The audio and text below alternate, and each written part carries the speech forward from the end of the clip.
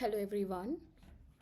So as we all know that we are following the series How to Write for Premier Journals, and we have already covered the first part of the series, that is what are premier journals, when we can analyze and realize that yes, these are the best journals for our publication, for our research article. We have discussed that.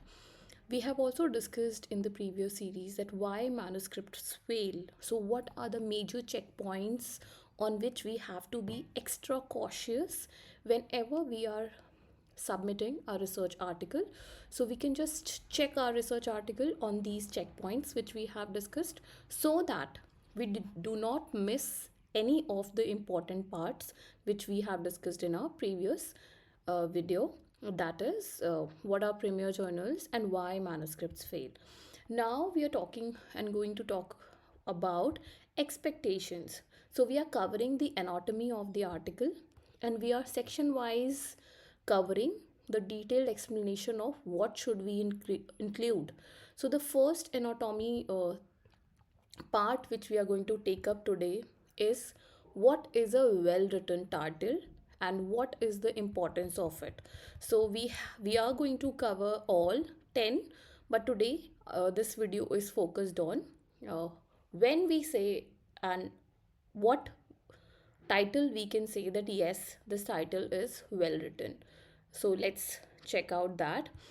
And before we start, let's understand why it's important to have a good title. A good title always remain, whenever we talk about Google Scholar, whenever we talk about any of our research article, a title always stays with us. Let's say, for example, it will be reflecting on Orchid ID, it will be reflecting on Google Scholar, apart from its relevance to the work, right? So a title always remain close to a researcher's heart because the title always reminds you of the wonderful, beautiful journey which you have covered while writing that research paper. So the first part is this. The second is it establishes the relevance. So whenever a first person or any anonymous person sees your work, it is the first thing or the first lines, first text which a person sees about your article. So it establishes the relevance in person's mind, it establishes the novelty, it also establishes the conceptual positioning in that person's mind, that exactly what your research topic or what our research topic is talking about. It also influences the editorial and the reviewer judgment or the reviewer team, that exactly what keywords our title is focusing on and what kind of methodology we are adopting, what exactly we are doing. It also holds a very, very important aspect in terms of publication whenever we talk about the premier journals. So we have to, or it also improves the scholarly impact, including the visibility, the citations, the future research influence, because the moment any researcher, any person who is interested in our research title is going to dive down deep into a research article, the first thing which that person is going to see is our title. So today, let's understand when we say that what exactly and how to write a very good article for our research paper. Let's begin. So the first is it creates the first impression of the article, as we have just discussed. It should be sharp, it should be very, very clear, and clear in the sense it should not be very, very long, ambiguous, vague. Normally we say that the article should be maximum 5 to 8 words, not more than that. And even if it is it needs a lot of word, let's limit our article up to 10 words only. So it should be sharp, clear and focused, and succinct, that is very, very brief and to the point, because it should be a clear cut indication that what exactly your work is all about. Now, it should reflect the core concepts. So, we should focus on what are the key concepts, the the keywords of our research. Because remember, the if any person is searching for the research topic, and we give the keywords as well at the bottom of below our abstract in every research paper, so it should be clearly highlighting the key concepts of your research. So the main ideas of the study, probably the leadership style, the innovation, uh, the human resources practices, the workforce practices, the workforce planning. So, what exactly are the clear key concepts, core concepts of your research paper? So, first, it should reflect on that. Next is the acronyms. So, if we are using any acronyms in our research title, either they should be worldwide known. In that case, we can avoid them, like let's say SMEs. So, we may avoid it, but in the article, we have to clearly state it in in the very first use what exactly is it means. However, in title we should avoid acronyms. However, I have seen that a few researchers write acronyms like which methodology they have used, let's say var model, that is vector autoregressive model, or so they just use var, they don't elaborate it. Sometimes in methodology they use ISM approach, so ISM they do not elaborate because it is a world known methodologies in the fields, so they assume that the researchers know about it. So if it is a world renowned methodology, world renowned concepts, we may use the uh, acronyms or the short forms. However, we should avoid it, and if we are using it, we should assure that it should be, a world known or a entire community known acronym, like structural equation modeling, SEM. So you will see uh, it is frequently used in the research article titles if the researcher wants to use that. So we should be very very mindfully using the acronyms in the title. If it is a worldwide, we may use it. However, in the very first use, either in the abstract or in the article, we have to and we should be mentioning that. So, this is how we can use the acronyms, and first we should avoid them. However, if we are using them, we have to assure that we may refer to a few previous article and check how they are referring that. This is also one of the way.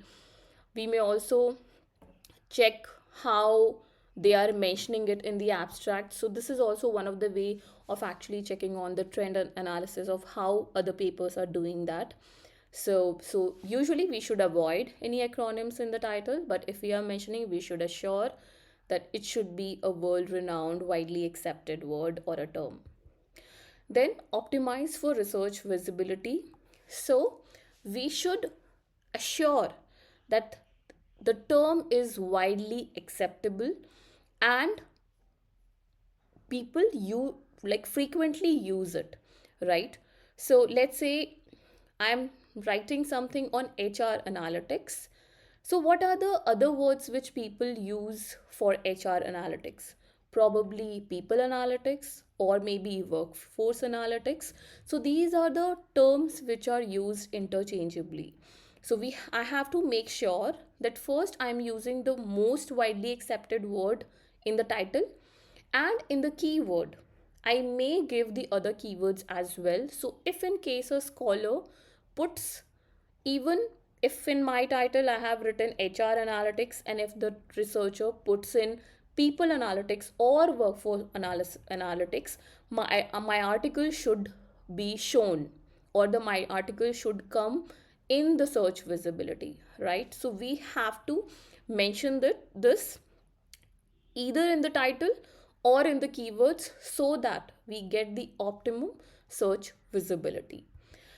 Then comes the enhances citation potential. The article title holds a lot of power. So as we are discussing, if someone is putting our article or the keywords on either Web of Science or Google Scholar or Scopus database, if our keywords are very well planned, and let's say I have just given an example of people analytics, workforce analytics, and HR analytics, I have to check which is the word which is mostly used by scholars or the researchers. Then I may use that in title. However, in keywords, I can use or include the other two.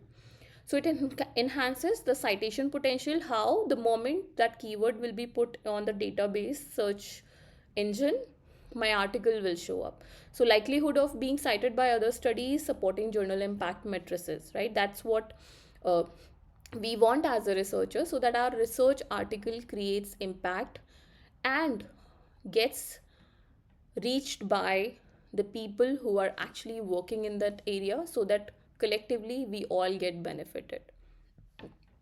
Then comes, or let's say, or let's watch some of the um, titles from different publishers.